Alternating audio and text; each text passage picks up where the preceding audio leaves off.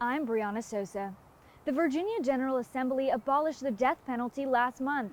Supporters of the bill argue that capital punishment is unfair and racist, while opponents claim the death penalty delivers justice. Virginia carried out the first execution in the United States and has killed more people since the 1970s than any other state except Texas. The legislation is especially significant for the two men on death row, Thomas Porter and Anthony Juniper, whose sentences will be commuted to life without parole.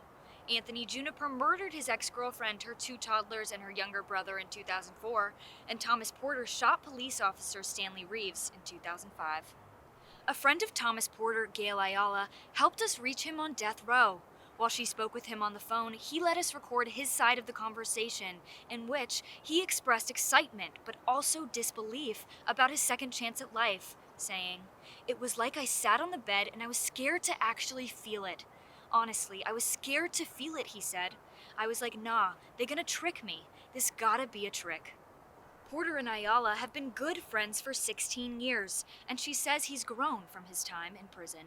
When he was 27 and committed the crime, he was a drug dealer.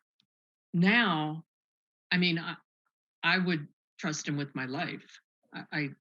People change. Virginia's history of capital punishment is rooted in slavery and Jim Crow segregation.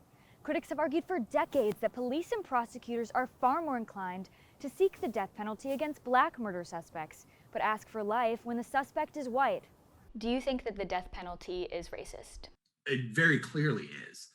Delegate Lee Carter of Manassas was a leading voice behind the argument that the death sentence in Virginia is racist and prone to wrongful convictions. Can we guarantee that we're getting it right every time? No, we can't. Does it work as a deterrent? No, it doesn't. Does it save money even? No, it doesn't. So, there's really, from my perspective, no justification for continuing to use it. Do you think you would feel the same way if you were a family member of one of the inmates' victims? Absolutely.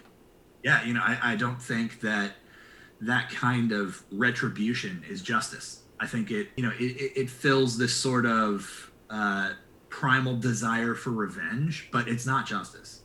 Republican delegate Jason Miyares voted against the bill because he argued the legislature was forgetting about the relatives of the victims. I've heard from the families of those that have lost loved ones. They feel like their voices have not been heard. Because I think, unfortunately, in my mind, we have a criminal first, victim last mentality in Richmond. We tried to contact the widow of Thomas Porter's victim, Stanley Reeves, but the passage of the bill overwhelmed her with grief, so she declined to comment. I asked Porter about her, and he expressed remorse for his crime. He told us, "I don't want to make Miss Reeves hurt anymore, because I'm always going to be a constant reminder that, hey, you took my husband away. I don't want her hurting," he said. "I don't want to be like, I'm glad he's dead and I'm alive. I'm not like Heartless." The bill now heads to Democrat Governor Northam, who is likely to sign it into law. Virginia will be the 23rd state and the first Southern state to abolish the death penalty. I'm Brianna Sosa, reporting.